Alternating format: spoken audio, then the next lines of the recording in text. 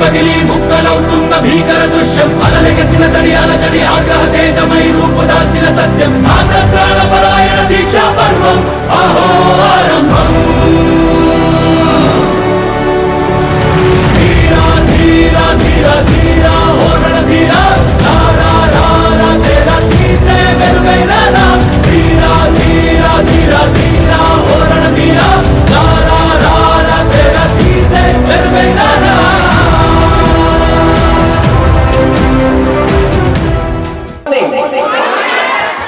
12 గంటలప్పుడు mic ఇచ్చి good morning నేను చెప్పినా మీకు చెప్పమన్నా ఇలాగే ఉంటుంది రైట్. ఇంకొక అరగంట గంటలో మీకు అక్కడ బఠానీల కూర ఇవేవో చాలా రకాల ఐటమ్స్ అక్కడ ప్రిపేర్ చేస్తాము రైట్.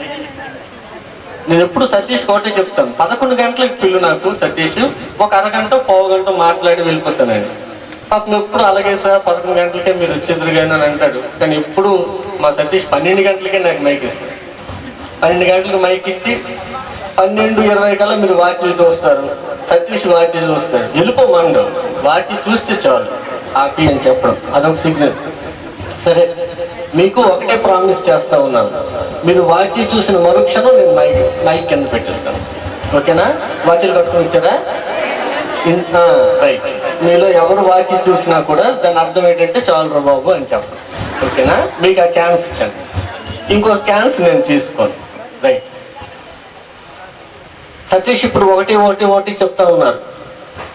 9.4 యూనివర్సిటీలో 2వ ర్యాంకు, ఆసెట్లో అద్భుతమైనటువంటి ర్యాంకులు, ఎంబీఏలో రణస్థలం పిల్లలు, అజిం ప్రేమ్జీ యూనివర్సిటీ ఇంటర్వ్యూకి హాజరైనటువంటి పిల్లలు, వీళ్ళందరూ రణస్థలం పిల్లలే.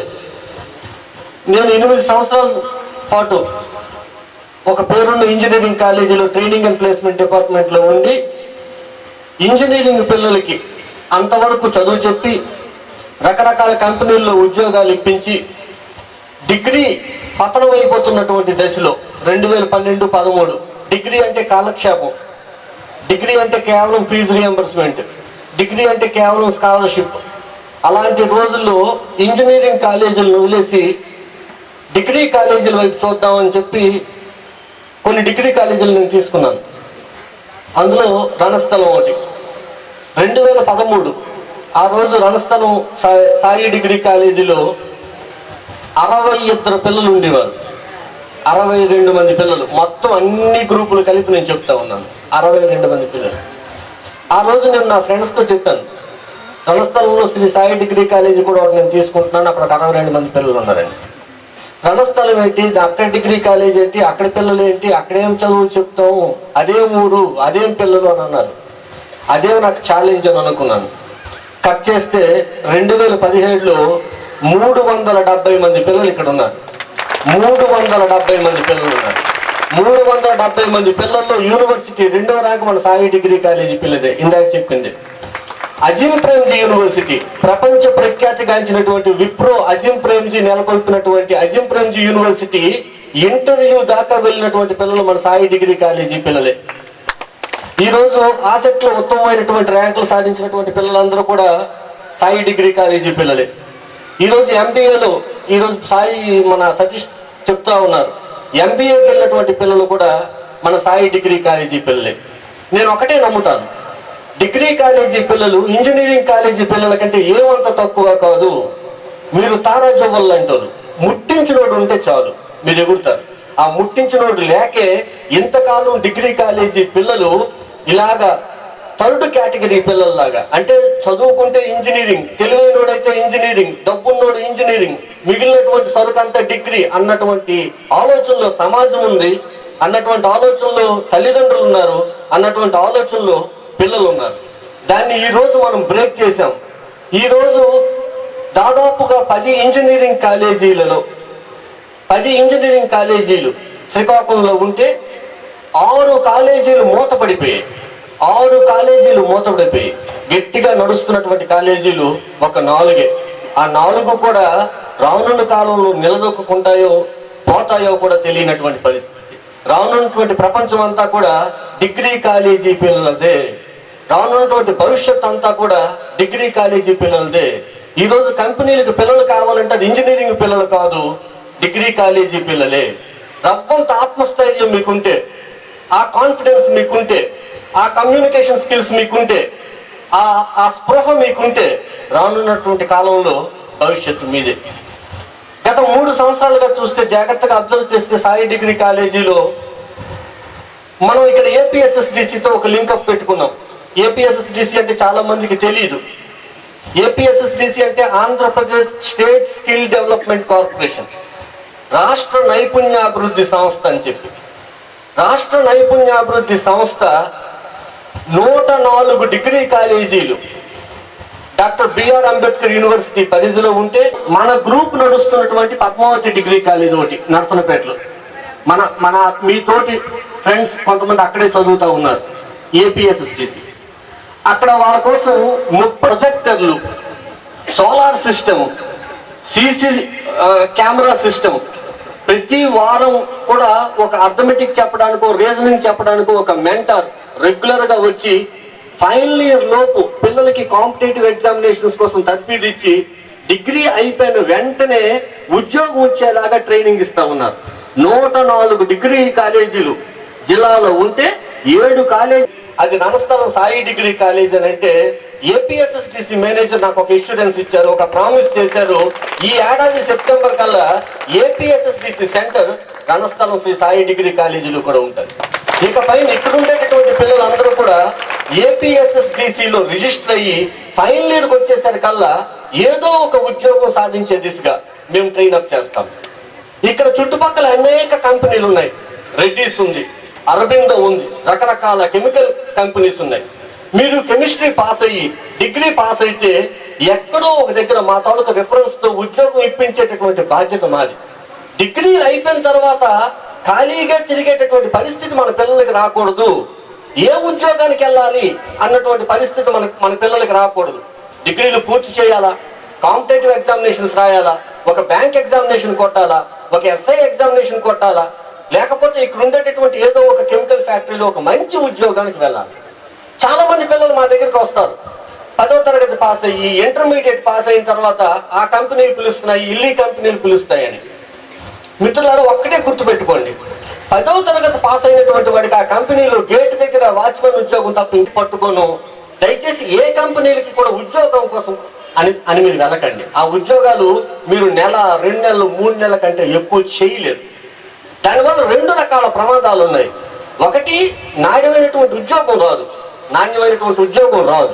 రెండోది, ఆడిచ్చేటటువంటి 3,000కి 4,000కి మీరు అలవాటు పడిపోయి డిగ్రీ చదువులు పోతాయి. ముందు డిగ్రీ కంప్లీట్ చేయండి. మనిషికి డిగ్రీ ఒక ఆభరణం. డిగ్రీ లేకుండా ఈరోజు విద్యార్థుల్ని మనం ఊహించుకోలేం. ముందు చక్కగా డిగ్రీ కంప్లీట్ చేయండి. ఎంపీసీలో జాయిన్ అయ్యారా, ఎంపీసీ కంప్లీట్ చేయండి. బైపీసీలో జాయిన్ అయ్యారా, బీసీబీజెడ్లో జాయిన్ అయ్యారా, సిబిజెడ్ చక్కగా కంప్లీట్ చేయండి. బీకామ్లో జాయిన్ అయ్యారా, చక్కగా కంప్లీట్ చేయండి. ఆ రోజు రకరకాల కాంపిటేటివ్ ఎగ్జామినేషన్స్ రాయండి. మీకు కష్టమైనా కూడా ఏదో ఒకటి నేర్చండి, కాంపిటేటివ్ ఎగ్జామినేషన్స్కి వెళ్ళండి. మీకు ఏ ఎగ్జామినేషన్లోనూ మీరు పాస్ కాకపోతే, ఉద్యోగం లేని రోజు మీరు మళ్ళీ మా దగ్గరికి రండి. నేను మీ కాలేజీలో డిగ్రీ పూర్తి చేశాను, ఎక్కడో దగ్గర ఒక ప్లేస్మెంట్ మాకు కల్పించండి అని చెప్పి మీరు నా దగ్గరికి రండి. మీకు ఎక్కడో దగ్గర ఉద్యోగం ఇప్పించే పూచి నాది. ఆ భరోసా నేను మీకు ఇక్కడ ఈ వేదిక పై నుంచి ఇస్తున్నాం. రాష్ట్రంలో అనేక కంపెనీలతో మంచి సత్సంబంధాలు కలిగినటువంటి వాళ్ళం మేము. దాదాపుగా 50కి పైగా కంపెనీలు హెచ్ఆర్ మేనేజర్లతో, వాళ్ళ మేనేజర్లతో మంచి సంబంధాలు మాకున్నాయి. మీ దగ్గర రవ్వంత టాలెంట్ ఉంది, మీ దగ్గర సర్టిఫికెట్ ఉంది, సార్ నేను ఉద్యోగం చేయగలను, నాకు ఎక్కడో దగ్గర ఒక రిఫరెన్స్ ఇప్పించండి అని చెప్తే తప్పనిసరిగా నేను ఆ సాయం చేసి మీరు ఇళ్లలో ఉండకుండా మళ్ళీ ఒక నాణ్యత లేనటువంటి ఉద్యోగం చేయకుండా ఒక మంచి ఉద్యోగంలో మిమ్మల్ని పెట్టేటటువంటి బాధ్యత నేను తీసుకుంటాను. ముందు మీ చక్కగా మీరు డిగ్రీ కంప్లీట్ చేసేటటువంటి పరిస్థితి. ఇంకొక ముఖ్యమైనటువంటి విషయం మీకు ఈ సందర్భంగా తెలియజేయాలా, 2035 వచ్చేసరికల్లా మీరు చూడబోయేటటువంటి ప్రపంచం విభిన్నంగా ఉంటుంది. 2017 లాగా 2035 లాగా ఉండదు. ఎందుకంటే రోజు రోజుకి టెక్నాలజీ మారుతూ ఉంది, ఆటోమేషన్ వచ్చేస్తూ ఉంది. మనిషి చేస్తున్నటువంటి పనులన్నీ ఈరోజు మెషిన్స్ చేస్తూ ఉన్నాయి. మనిషి చేస్తున్నటువంటి పనులన్నీ కూడా ఈరోజు రోబో చేస్తూ ఉంది. ఈరోజు ఒకప్పుడు ఒక 10 ఏళ్ళ కిందట, 15 ఏళ్ళ కిందట ఒక బ్యాంకులో డబ్బులు వేయాలి అని అంటే మనం స్టేట్ బ్యాంకో ఆంధ్ర బ్యాంకో వెళ్ళేవాళ్ళం, లైన్లో నిల్చుండేవాళ్ళం, డిపాజిట్ ఫామ్ తీసుకునేవాళ్ళం. డిపాజిట్ ఫామ్ ఇచ్చి ఆవిడకు అక్కడ ఉండేటటువంటి ఒక ఇవ్వాలి. ఈ రోజు అది లేదు. మీకు ఇక్కడ చూస్తే మీరు ఆంధ్ర బ్యాంక్ దగ్గరికి వెళ్ళినా, స్టేట్ బ్యాంక్ దగ్గరికి వెళ్ళినా అక్కడ ఒక డిపాజిట్ మెషిన్ ఉంటుంది. నీ డబ్బులు అందులో చక్కగా పెట్టేస్తే నువ్వు ఎవరి పేరును డిపాజిట్ చేయాలనుకుంటున్నావో ఆ పేరుతో అది డిపాజిట్ అయిపోతుంది. ఒకప్పుడు నువ్వు బ్యాంకులో డబ్బులు తీసుకోవాలి అని అనుకుంటే బ్యాంక్ దగ్గరికి పరిగెత్తి లైన్లో నిల్చొని విత్డ్రాల్ ఫారం రాసి మళ్ళీ నీ ప్లేస్ వచ్చిన దాకా నిలబడి ఇస్తే నీ డబ్బులు నీకు ఇచ్చేవారు. కానీ ఈ రోజు పరిస్థితి అలా లేదు. నీ దగ్గర డెబిట్ కార్డు ఉంటుంది, ఎక్కడ చూసినా ఏటీఎం మెషిన్స్ ఉంటున్నాయి. ఏటీఎం దగ్గరికి వెళ్తా ఉన్నావు, డెబిట్ కార్డు స్వైప్ చేస్తా ఉన్నావు, నువ్వు డబ్బులు తీసుకుంటావు. ఒకప్పుడు కరెంటు బిల్లు కట్టాలంటే కరెంట్ ఆఫీస్కి వెళ్ళేవాళ్ళం. ఈ రోజు నా ఫోన్లో ఆ యాప్ ఉంది, కరెంటు బిల్లు కట్టుకునేటటువంటి యాప్ ఉంది. నేను గత 2 సంవత్సరాలుగా ఒక్కరోజు కూడా కరెంటు బిల్లు కట్టడానికి నేను కరెంట్ ఆఫీస్కి వెళ్ళా. సో నెమ్మదిగా ఏమవుతుంది అంటే మనుషులు చేయాల్సినటువంటి పనులన్నీ కూడా మెషిన్స్ చేస్తా ఉన్నాయి. ఇది చాలా జాగ్రత్తగా మీరు అందరూ ఆలోచించవలసినటువంటి విషయం, చాలా జాగ్రత్తగా ఆలోచించవలసినటువంటి విషయం. అంటే బ్యాంకులో డబ్బులు ఇచ్చేటటువంటి వాడు ఉద్యోగం పోయింది, బ్యాంకులో డబ్బులు తీసుకున్నటువంటి వాడు ఉద్యోగం పోయింది, కరెంట్ ఆఫీసులో బిల్లులు తీసుకునేటటువంటి వాడు ఉద్యోగం పోయింది. రానున్న కాలంలో ఆపరేషన్స్ రోబోట్స్ చేస్తాయి. మిమ్మల్ని స్ట్రక్చర్లోకి తీసుకెళ్లేది, మిమ్మల్ని ఆపరేషన్ థియేటర్లోకి తీసుకెళ్లేది ఒక రోబో అయి ఉంటుంది. మీకు ఆపరేషన్ చేసేటటువంటిది ఒక రోబో అయి ఉంటుంది. మనం మనుషుల్ని నమ్మం. ఆపరేషన్ చేస్తున్నప్పుడు డాక్టర్కి ఒక ఫోన్ రావచ్చు, ఫోన్ వస్తే చూస్తాడు. రోబోకి ఫోన్ రాదు, దాని పని ఏంటంటే ఆపరేషన్ చేయడం. స్ట్రక్చర్ మీద తీసుకెళ్తున్నప్పుడు నర్సు తప్పు చేయొచ్చు, కానీ రోబో తప్పు చేయదు. మిమ్మల్ని జాగ్రత్తగా ఆపరేషన్ థియేటర్ దగ్గర చేస్తాం. దీన్నే ఏమంటామనంటే ఆటోమేషన్ అని అంటాం.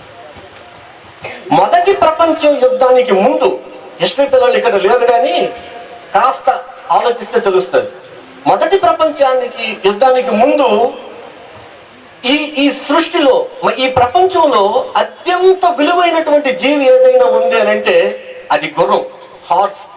మొదటి ప్రపంచ యుద్ధానికి ముందు ఎక్కడెక్కడి నుంచి దేశాల నుంచి వలసలు వచ్చినా, ఐరోపా దేశంలో కానీ లేకపోతే మంగోలియా నుంచి చెంగిస్ ఖాన్ లాంటి వాడు ఇక్కడికి వచ్చినా కూడా అవంతా గుర్రాల ద్వారానే జరిగాయి. మొదటి ప్రపంచ యుద్ధానికి ముందు ప్రయాణాలు గుర్రాల మీద జరిగాయి, యుద్ధాలు గుర్రాల మీద జరిగాయి. అత్యంత విలువైనటువంటి జీవి ఏదైనా ఉందంటే అది గుర్రం. జేమ్స్ వాట్ మిషన్ కనుగొన్న తర్వాత, స్టీమ్ ఇంజిన్ కనుగొన్న తర్వాత కథ మారిపోయింది. ట్రాక్టర్స్ వచ్చాయి, జీపులు వచ్చాయి, ట్రాలీస్ వచ్చాయి, రైలు ఇంజిన్లు పరిగెత్తాయి. నెమ్మదిగా ఏమైందయ్యా అనంటే గుర్రం పక్కకి వెళ్ళిపోయింది. ఈరోజు గుర్రం తాలూకా పరిస్థితి ఏంటంటే, మీ ఊర్లో ఎవడైనా డబ్బున్నటువంటి వాడికి పెళ్ళి అయితే ఆ బగ్గి లాగడానికి గుర్రం పనికి వస్తా ఉంది. లేదు అనంటే ఏదో ఒక పెద్ద పట్టణాల్లో రేసులు నిర్వహిస్తే అక్కడ గుర్రం పనికి వస్తాం. మనం గుర్రాన్ని చూడటం లేదు. ఈరోజు గుర్రం అన్నది ఒక ఆర్నమెంటల్ క్రియేచర్ అయిపోయింది. అంటే గుర్రానికి ఈరోజు ఈ సృష్టిలో, ఈ ప్రపంచంలో విలువ లేదు. అయితే బగ్గి లాగడానికి లేదా రేసులు నిర్వహించడానికి. అలాంటి ఒక పరిస్థితి 2045లో మనిషికి రాబోతా ఉంది. అలాంటి ఒక పరిస్థితి 2035, 2040 సంవత్సరానికి వచ్చేసరికల్లా మనిషికి రాబోతా ఉంది. ఒకప్పుడు మనిషికి, గుర్రానికి యజమాని మనిషి మొదటి ప్రపంచానికి యుద్ధానికి ముందు. కానీ 2030కి వచ్చేసరికల్లా మనిషికి యజమాని మెషిన్ అవుతాడు. మనిషికి యజమాని మెషిన్ అవుతాడు. ఎలాగైతే ఇప్పుడు గుర్రం కాలగర్భంలో కలిసిపోయిందో 2030, 2035లో ఎవడైతే టెక్నికల్ గా అప్డేట్ కాలేడో, ఏ వ్యక్తి అయితే టెక్నికల్ గా టెక్నాలజీలో అప్గ్రేడ్ కాలేడో ఆ మనిషి గుర్రం లాగా పక్కకి వెళ్ళిపోతారు. ఈ సమాజం వాడిని అసలు మనిషిలాగే చూడరు. కేవలం శారీరక అవసరాలకు మాత్రమే, జనరేషన్ ని పెంపొందించడం కోసం, మీ తరతరాలను పెంపొందించడం కోసమే మనిషి బ్రతుకుతాడు, ఇంకొక దానికి బ్రతుకుంటాడు. మీరందరూ పెద్దవాళ్ళు అర్థం చేసుకోగలిగినటువంటి పరిస్థితులు ఉన్నారు కాబట్టి నేను ఇంకోటి చెప్తాను. మీ తాలూకా గర్భం మోయడానికి కూడా మీరు అక్కర్లేదు. ఈరోజు సరోగసి అని ఒకటి వచ్చింది. నీ అందం చెడిపోకుండా నువ్వు గర్భం మోయలేనప్పుడు నీ గర్భాన్ని ఇంకొక కత్తికి ఇచ్చివచ్చు. దాన్నే మనం సరోగసి అని అంటాం. దాన్నే తెలుగులో అద్దె గర్భం అని అంటాం. అంటే నీ గర్భాన్ని కూడా నువ్వు మోసేటటువంటి పరిస్థితి లేదు. ఈ మధ్యన ఒక 4 రోజుల క్రితం 5 రోజుల క్రితం ఈనాడులో నేను ఒక వార్త చూశాను. ఒక ఆమె తన గర్భాన్ని తీసి ఇంకొక ఆవిడకి ఇచ్చేసింది. 9 నెలల తర్వాత తెలిసింది ఆవిడ మోస్తున్నటువంటి గర్భంలో ఆడపిల్ల ఉందని చెప్పేసి. వెంటనే ఆవిడ వదిలేసి ఈవిడికి మాకు సంబంధం లేదని చెప్పి వెళ్ళిపోయారు. అంటే ఇంకొకరు మోస్తున్నటువంటి గర్భంలో ఆడపిల్ల ఉందని తెలిసి వీళ్ళు వదిలేశారు అన్నమాట. అంటే ఇప్పుడు సైన్స్ ఎలా పరిగెడతా ఉంది అని అంటే నీ గర్భాన్ని కూడా నువ్వు మోయనక్కర్లేదు. ఇప్పుడు ఆస్ట్రేలియా నుంచి వచ్చినటువంటి ఒక వార్త ఏంటంటే సరోగసి స్థానంలో అసలు బిడ్డని గర్భంలోనే ఎందుకు పెట్టాలి, మేము ఒక మెషిన్ లోనే పెడతాం, 9 నెలల తర్వాత వచ్చి పట్టుకెళ్ళిపోండి మీ బిడ్డని అన్న దశకు వచ్చింది. అంటే గర్భాన్ని కూడా నువ్వు మోయనక్కర్లేదు. సైన్స్ అలాగా పరిగెడతా ఉంది. ఒకప్పుడు ఆడదానికి ఇంట్లో పని ఉండేది, నేను ఇల్లు వచ్చడానికి పనికి వస్తానని, అక్కర్లేదు. ఈ రోజు వాక్యూమ్ క్లీనర్లు వచ్చాయి.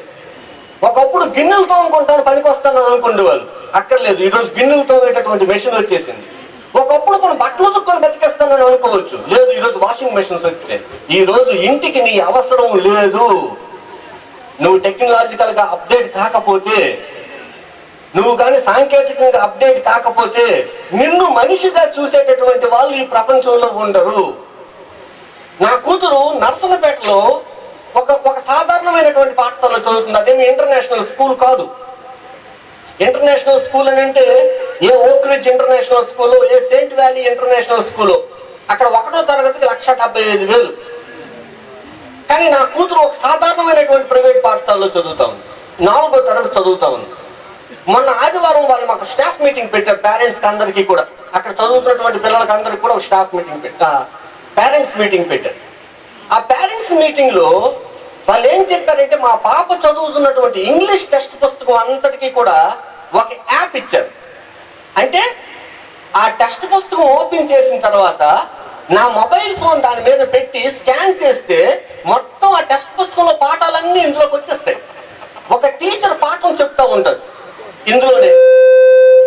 ఏమని చెప్పారు, నువ్వు ఈ ఫోన్ లో చూస్తే మన కళ్ళు ఇబ్బంది పడతాయి కాబట్టి మీ పిల్లలకి ఒక ట్యాబ్ కొనండి, ఒక ట్యాబ్ కొనుక్కోండి, ఆ ట్యాబ్ లో ఇంగ్లీష్ పాఠాలు వినండి అని చెప్పేసి. అలాగే ఇంగ్లీష్ పాఠాలు ఉన్నాయి, మ్యాథమెటిక్స్ ఉంది, సోషల్ స్టడీస్ ఉంది, సైన్స్ ఉంది. ఇప్పుడు నా కూతురు ఏమంటుంది, నాన్న ఇవన్నీ ఆ పాఠాలన్నీ నా ట్యాబ్ లోనే నేను చూసుకుంటున్నాను, ఎక్సర్సైజెస్ అన్ని ట్యాబ్ లోనే ఉన్నాయి, నేను ఇంకా స్కూల్కి ఎందుకు వెళ్ళాలి అని. $1 మిలియన్ ప్రశ్న అది. అన్ని నా దగ్గరే ఉన్నాయి. టీచర్ చెప్పింది టీచర్ కంటే బ్రహ్మాండంగా చెప్తుంది. టీచర్ మధ్యలో సెల్ ఫోన్ వస్తే బయటికి వెళ్ళిపోతుంది, టీచర్ తలనొప్పి వచ్చి కూర్చుని మీద కూర్చుండిపోతుంది. కానీ ట్యాబ్ లో పాఠం చెప్పిన దానికి తలనొప్పి రాదు, ట్యాబ్ లో పాఠం చెప్పిన దానికి ఫోన్ రాదు, ట్యాబ్ లో పాఠం చెప్పిన దానికి విసుగు రాదు, శుభ్రంగా చెప్తాయి. అంటే రానున్న కాలంలో మీ పిల్లలు స్కూల్కి వెళ్ళినప్పుడు ఆ క్లాస్ రూమ్ లో టీచర్లు ఉండరు. టీచర్ లేని, టీచర్ రహిత క్లాస్ రూమ్స్ మీరు చూడబోతా ఉన్నారు. ఇప్పుడు ఆ రోజు జరిగినటువంటి ఇంకొక సంఘటన నేను చెప్తాను. వాళ్ళు లైన్ లో నిల్చోబెట్టారు మా అందరికీ కూడా ఆ యాప్ ని స్కాన్ చేసుకోవడం కోసం. నా దగ్గర ఒక స్మార్ట్ ఫోన్ ఉంది, నేను అది తీసుకున్నాను. ఆ యాప్ నాకు డౌన్లోడ్ చేసి పెట్టాను. నా వెనక ఒక ఆవిడ ఉంది, ఆ పిల్ల కూడా ఆవిడ కూతురు కూడా 4వ తరగతి అక్కడే చదువుతా ఉంది. అది స్మార్ట్ ఫోన్ కాదు, చాలా పాత ఫోన్. అయ్యా మా పిల్ల కూడా 4వ తరగతి చదువుతుంది, అది ఇందులో పెట్టివా అంటుంది. అమ్మ అది ఆ ఫోన్ పనికిరాదు, స్మార్ట్ ఫోన్ ఉండాలి. అదేంటి ఇది ఫోన్ కాదు ఏంటని. అమ్మ దానికి స్మార్ట్ ఫోన్ ఉండాలి, దానికి ఒక అప్లికేషన్ ఉండాలి, అప్పుడే ఈ పుస్తకం అందులో పెట్టగలను. ఏంటి ఆ ఫోన్కి ఈ ఫోన్కి తేడా, నా ఫోన్ తక్కువదనే అంటుంది. అంటే అన్నెసెసరీ ఆర్గ్యుమెంట్ అక్కడ నడుస్తుంది. కూతురు ఒక మంచి స్కూల్లో చదువుతుంది, తల్లి అప్గ్రేడ్ కాలేదు. అప్పుడు మళ్ళీ ఆ స్కూల్ తాలూకు హెడ్ మాస్టర్ వచ్చి అమ్మ ఈ ఫోన్ కి అలాంటి ఫీచర్స్ లేవు, అలాంటి సదుపాయం లేదు, మంచి ఫోన్ కొనుక్కుంటే ఈ సదుపాయాలన్నీ వస్తాయి అన్న నచ్చ చెప్తే ఏదో లేని ఆయన ఏటో ఇదంతా అని చెప్పి విసుక్కుంటూ వెళ్ళిపోయింది. రేపు పొద్దున్న మీ పిల్లలు ఇలాంటి ఒక యాప్ మా స్కూల్లో చెప్పారు అని అంటే విసిగిపోకుండా ఉండాలి అని అంటే టెక్నికల్ గా మీరు అప్డేట్ కావాలి. అంటే నా ఉద్దేశం అంతా కూడా మీరు స్మార్ట్ ఫోన్స్ తో ఉండాలి, లేకపోతే ట్యాబ్లెట్స్ తో ఉండాలి, ఈ ట్యాబ్లు పట్టుకొని తిరగాలి అని నేను అనడం లేదు. టెక్నాలజీని చక్కగా వాడుకోండి అని నేను చెప్తా ఉన్నాను. దురదృష్టవశాత్తు మన అందరి చేతిలో స్మార్ట్ ఫోన్స్ ఉంటున్నాయి. ఈరోజు స్మార్ట్ ఫోన్ లేనటువంటి వాళ్ళు ఎవరూ లేరు. స్మార్ట్ ఫోన్ ధరలు చాలా తగ్గిపోయి దాదాపుగా అందరి చేతిలో స్మార్ట్ ఫోన్స్ ఉన్నాయి. కానీ మన స్మార్ట్ ఫోన్స్ అన్ని కూడా దేనికి వాడతామంటే వాట్సాప్ కోసం, ఫేస్బుక్ కోసం. ఒక్కటి మీరు గుర్తుంచుకో, పట్టుకోవాలా? వాట్సాప్ లో మీరు చూసింది, ఫేస్బుక్ లో మీరు చూసింది 100% నిజం కాదు, 100% నిజం కాదు. ఆ భ్రమలో మీరు పడిపోకండి, అది రియాలిటీ కాదు. రణస్థలం, నరసనపేట లాంటి చాలా ఇంటీరియర్ ప్లేసెస్ లో ఉన్న మీకు తెలియదు సైన్స్ అండ్ టెక్నాలజీ గురించి. రకరకాల వ్యాధులు బారిన పడిపోయేటటువంటి పరిస్థితికి ఈ రోజు మనం వచ్చేసాం. అయితే దాని వల్ల జరిగేటటువంటి మేలు కంటే కీడు ఎక్కువగా జరుగుతూ ఉంది. దయచేసి వీలైనంత మట్టుగా టెక్నాలజీలో అప్గ్రేడ్ కండి, కానీ ఆ టెక్నాలజీ మిమ్మల్ని మింగేసేలాగా మాత్రం మీరు మీ ఫోన్ దయచేసి మీరు జాగ్రత్తగా ఆ టెక్నాలజీని వాడుకోవాలి. 2, ఇంటర్మీడియట్ దాకా, అంటే ఒకప్పుడు సంవత్సరానికి 7 పేపర్లు చదివిన పిల్లాడు ఈరోజు సంవత్సరానికి 14 పేపర్లు చదవాలి. ఫస్ట్ ఇయర్ పిల్లల కోసం నేను చెప్తా ఉన్నా. సంవత్సరానికి ఒకప్పుడు మీరు 7 పేపర్లు ఒకసారి పరీక్ష రాసేవారు, 7 14 పేపర్ ఏ పేపర్ బి లాగా రాసేవారు. ఇప్పుడు నవంబర్లో ఒక పరీక్ష, ఏప్రిల్లో ఒక పరీక్ష, సంవత్సరానికి 2 పరీక్షలు. చాలా మందికి ఫిబ్రవరి వస్తే కానీ చదవాలి అన్నటువంటి కుతూహలం కలగదు, కోరిక పుట్టదు. నవంబర్లో పరీక్ష అయితే అని అనుకుంటారు, కానీ నవంబర్లో పరీక్ష మీరు సిద్ధం కావాలా? ఎందుకనంటే నవంబర్లో పరీక్ష కనుక ఉండిపోతే మీరు ఏప్రిల్లో రాయరు. మళ్ళీ మీరు ఎప్పుడు రాస్తారంటే నవంబర్లో 3rd సెమిస్టర్తో రాస్తారు. ఇంతవరకు మీ 10వ తరగతి పరీక్ష పోలేదు చాలా మందిది, ఇంతవరకు ఇంటర్మీడియట్ పరీక్ష పోలేదు చాలా మందిది. కానీ రానున్న కాలంలో నవంబర్లో కానీ పరీక్ష పోతే, పరీక్ష పోవడం అంటే ఇంతేనా అని మీరు అనుకుంటారు. అంటే అదేమో తలగిరిపోవడం కాదు అని అనుకుంటారు. ఒక్కసారి పరీక్ష పోయింది అని అంటే, ఫెయిల్యూర్కి అలవాటు పడ్డారు అని అంటే ఆటోమేటిక్ గా మీ తాలూకు ఏప్రిల్ పరీక్ష కూడా పోతుంది. అన్ని పేపర్లు ఇక్కడ పాస్ అయితేనే నేను పాస్ అయ్యాను అన్నటువంటి స్పిరిట్ తో చదువుతారు. మీ ఇంట్లో మీకు చదివించరు.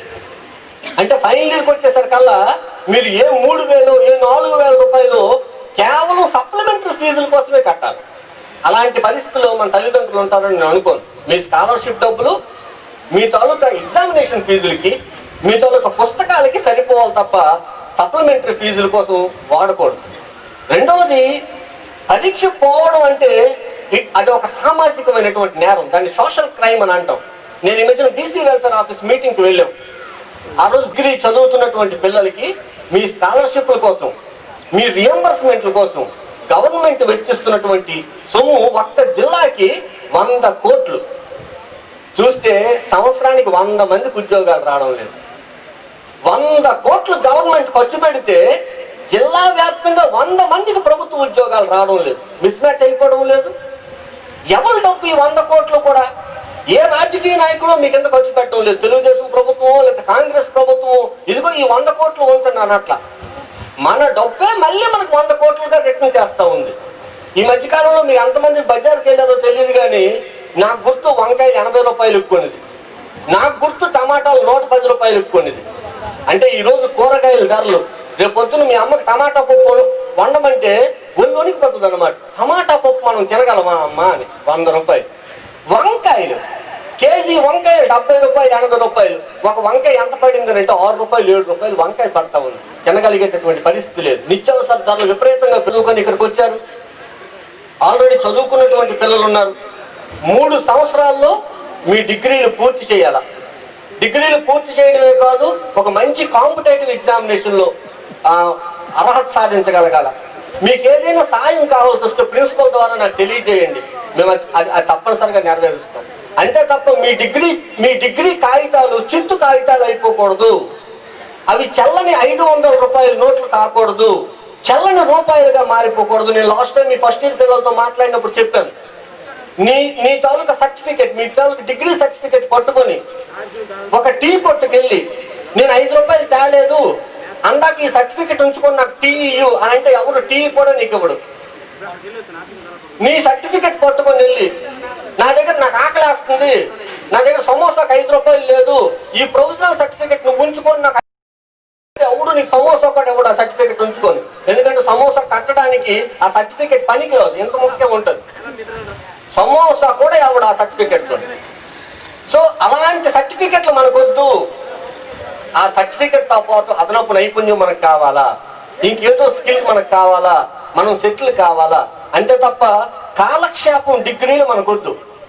మనం రకరకాల టార్గెట్స్ తో పిల్లలు వస్తూ ఉంటారు, వేరే వేరే కాలేజీల పిల్లలు.